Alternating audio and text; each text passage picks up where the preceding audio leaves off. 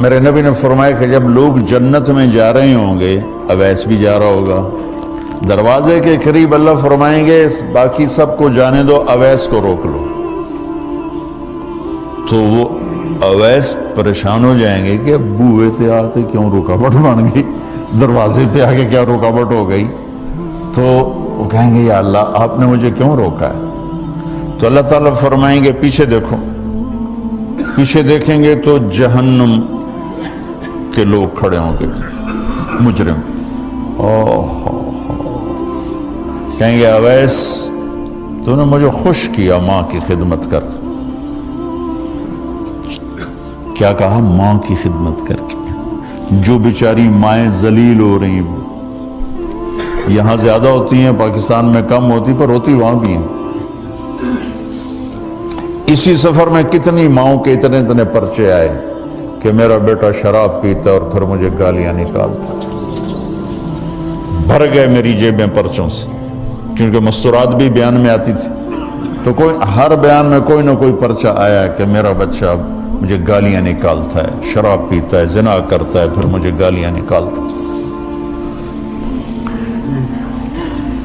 تو یہاں زیادہ ذلیل ہیں، ہمارے ہاں بھی کوئی کم ذلیل نہیں ہے۔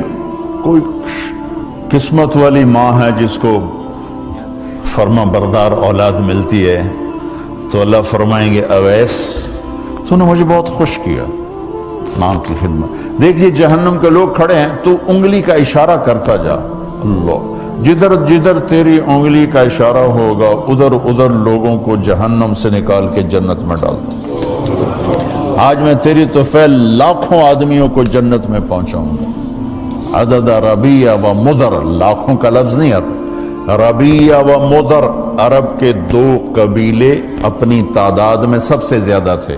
تو اللہ تعالیٰ کہیں گے اویس آج تیری توفیل جتنا ربیہ اور مدر دو بڑے قبیلوں کے لوگ ہیں، اتنے مجرم آج تیری توفیل جنت میں ڈال دوں۔ سبحان اللہ اکبر۔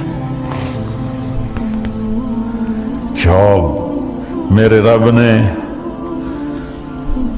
مقام بخشا کہ عمر اور علی سے کہا جا رہا ہے دعا کروانا، اور جنت کے دروازے پر کھڑا کر کے فرمایا جا رہا ہے پیچھے نظر دوڑا، دیکھ جتنے جہنم کے لوگ کھڑے ہیں، اشارہ کر تیرے طفیل آج ربیہ اور مضر کی تعداد کے برابر لوگوں کو جنت میں ڈالوں۔ ایک اور واقعہ بھی سناتا ہوں۔ آپ نے فرمایا میں آج رات جنت میں گیا۔ ایک تو معراج ہے جو جاگتے ہوئے، خواب میں تو بہت دفعہ ہوا، آج رات میں جنت میں گیا، میں نے آواز سنی قرآن کی تلاوت۔ میں نے پوچھا یہ کون تلاوت کر رہا ہے؟ ان کا جی یہ حارثہ بن نعمان ہے۔ تو آپ نے کہا حارثہ بن نعمان، وہ تو مدینے بیٹھا ہے۔ دیکھو آپ کو سنانے کے لیے مائک لگا ہوا ہے اوپر، تھوڑے سے لوگ آپ، اور حارثہ کی آواز جنت میں جا رہی ہے اور وہ مدینے بیٹھے ہوئے ہیں، 7 آسمان پار کر کے آواز جا رہی ہے۔ وہ کیسے پوری جنت میں اس کی آواز کیوں آ رہی ہے؟ کہ یا رسول اللہ انہوں نے ماں کی ایسی خدمت کی ہے کہ اللہ تعالیٰ نے خوش ہو کر کہا ہے حارثہ جب قرآن پڑھے ساری جنت کو سناؤ، ساری جنت کو سناؤ۔ اچھا کیسی خدمت کرتے تھے؟ ماں کی کیسی خدمت کرتے تھے؟ ان کے کپڑے بیوی سے نہیں دھلاتے تھے، خود دھوتے تھے۔ ہم لوگ اپنی بیویوں پہ ڈنڈا چڑھا کے کھڑے تھے، میری ماں نے کپڑے دو، میری ماں نے روٹی پکا، میری ماں نے چاہ بنا کے دے۔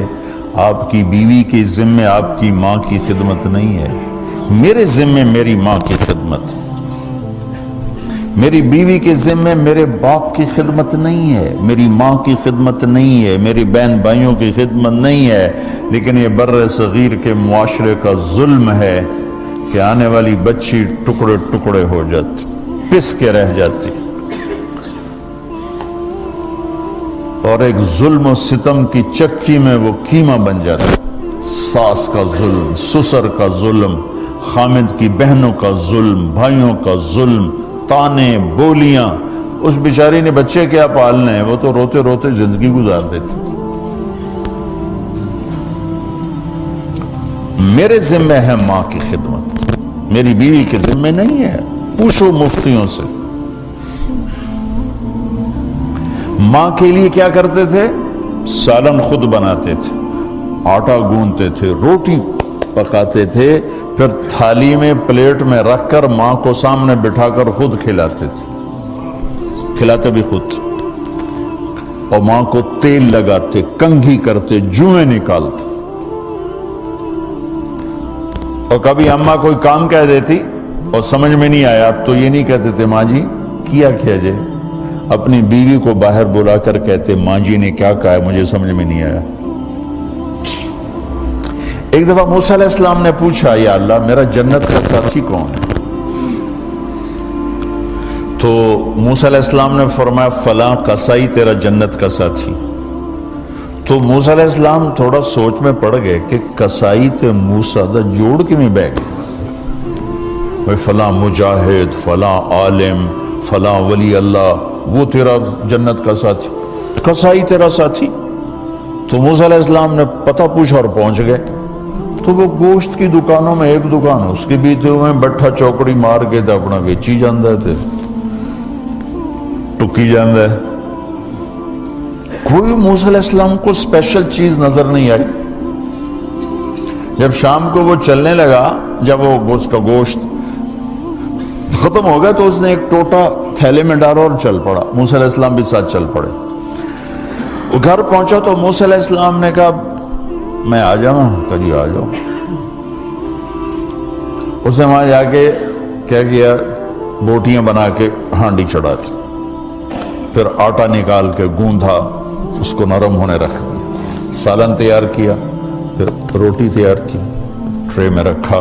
ایک عورت اس طرح پڑی تھی، اس کو جا کے ہلایا، ماں جی، آنکھ کھولی، ایک ہاتھ سے اٹھایا، سہارا دیا، دوسرے ہاتھ سے نوالے بنا بنا کے کھلاتا رہا، کھلاتا رہا، کھلاتا رہا۔ تو اس نے یوں سر ہلایا کہ مطلب میری بس۔ تو اس کا منہ صاف کیا اور اس کو سہارا دے کے لٹانے لگا تو کچھ بڑبڑائی۔ موسیٰ علیہ السلام ذرا فاصلے پر تھے، سن نہیں سکے کیا کہا۔ موسیٰ علیہ السلام نے فرمایا میرے بھائی یہ کون ہے؟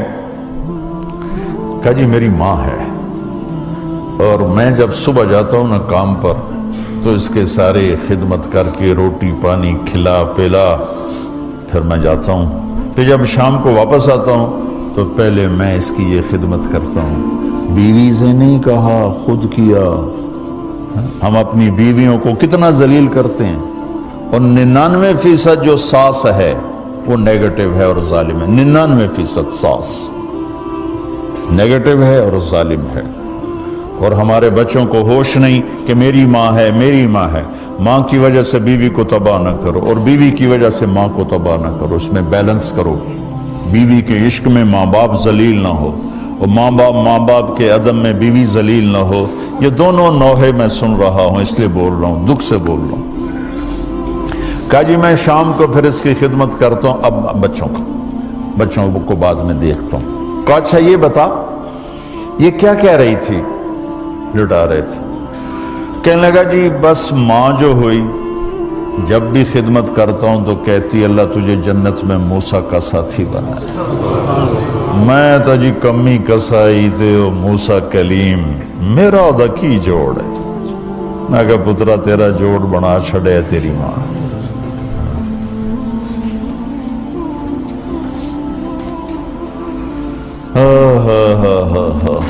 ماں باپ زندہ ہیں دعا لو، فوت ہو گئے ان کی قبروں پہ جایا کرو، وہاں بیٹھ کے قرآن پڑھا کرو۔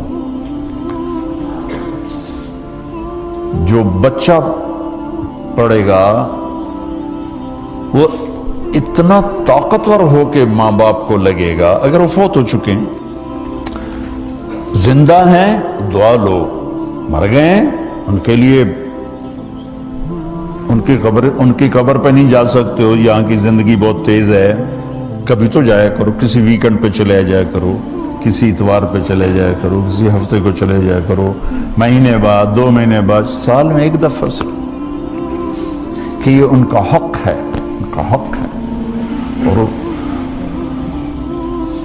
ابن القیم رحمۃ اللہ علیہ نے ایک واقعہ لکھا ہے کہ عبداللہ بن مطرف رحمۃ اللہ علیہ نے خواب دیکھا کہ قبریں پھٹیں اور لوگ نکلے اور کوئی چیز ایسے اٹھا رہے ہیں، ایسے اٹھا رہے ہیں، ایسے اٹھا رہے ہیں۔ ایک آدمی نکلا اور جا کر ایک درخت سے ٹیک لگا کے بیٹھ گیا۔ یہ اس کے پاس جا کر کہتے ہیں بھئی آپ کون لوگ ہو؟ وہ کہتے ہیں ہم ایمان والے ہیں۔ کہ یہ کیا ہو رہا ہے؟ کہ جو رشتہ دار ثواب بھیجتے ہیں یہ وہ اکٹھا کر رہے ہیں۔ کہ تم کیوں نہیں اکٹھا کر رہے ہو؟ کہ میرا بیٹا حافظ قرآن ہے، ایک قرآن روزانہ ختم کر کے مجھے بھیج دیتا ہے، تو میں نے پرچون دی لوڑ نہیں رہ جاندی، میرا تھوک دا کام۔ کہ تیرا بیٹا کیا کرتا ہے؟ کہ اس کی مٹھائی کی دکان ہے بازار میں۔ آنکھ کھل گئی، صبح ہوئی تو پہنچ گئے، بازار کھلا، دیکھا تو ایک نوجوان بیٹھا ہوا اور مٹھائی بیچ رہا اور ہونٹ ہل رہے ہیں۔ پہلے اس کو نہ چیک کرتے رہے، پھر اس کے پاس آئے، بیٹا تیرا نام کیا ہے؟